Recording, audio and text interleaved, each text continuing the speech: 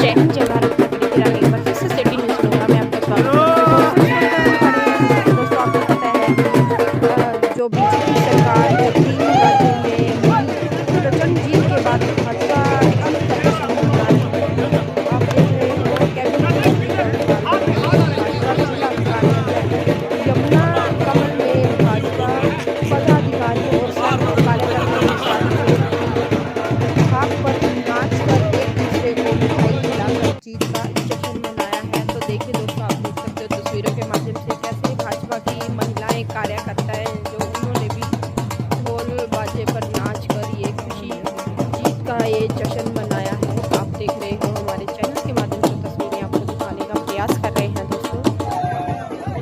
कैसे जो यमुनानगर के विधायक जी हैं घनश्याम दास अरोड़ा जी और जिला अध्यक्ष राजेश सप्रा जी सभी ने मिलकर खुशी का जश्न मनाया है। तो बातचीत करते हैं कैबिनेट मंत्री कमलपाल जी जानेंगे क्या खुशी का जो भी उनके सवाल हो उनका जवाब देंगे।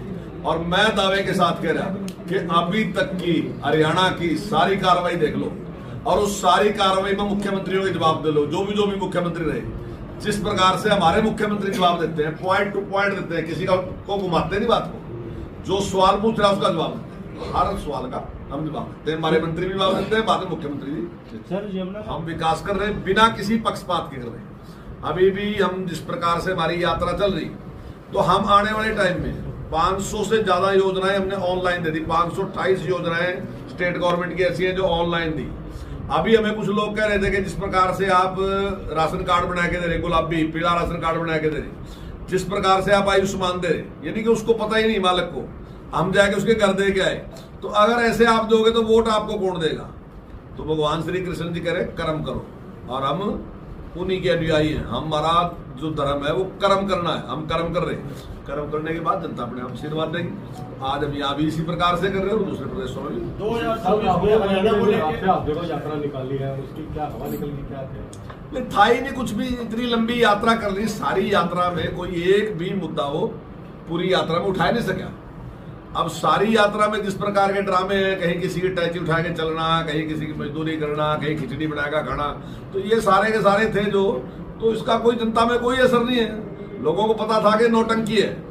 जिस लेवल का वो है कांग्रेस में, जनता में तो नहीं है इस लेवल का, लेकिन कांग्रेस में जिस लेवल का लीडर है वो, उस लेवल के लीडर को इस प्रकार की नौटंकी को लोग पसंद नहीं करते। इसमें प्रधानमंत्री को पनौती कहा गया, तो इस रिजल्ट के बाद क्या कहा गया? नहीं, देखिए जिस प्रकार की भाषा का वो इस्तेमाल करते हैं तो लोग उसको पसंद नहीं करते। वो शायद समझता होगा कि पसंद करते हैं। लोगों में इस बात का गुस्सा आता है कि किस प्रकार की भाषा का।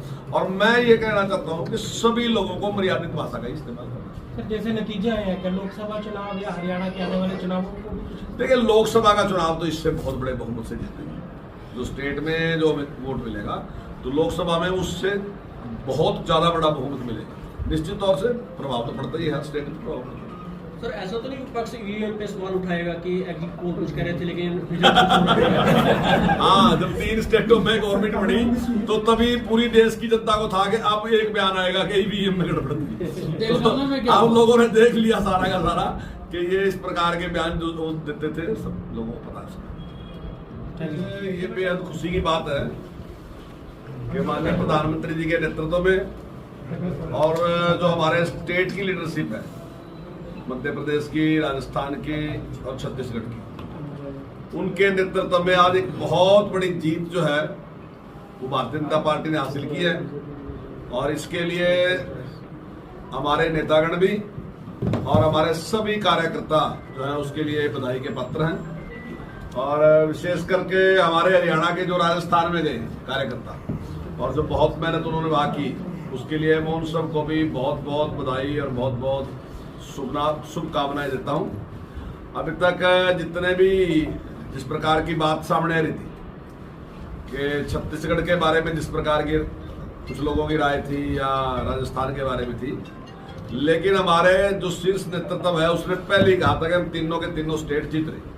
और आज वो बात सच साबित हुई और अपने तीनों स्टेट जीते।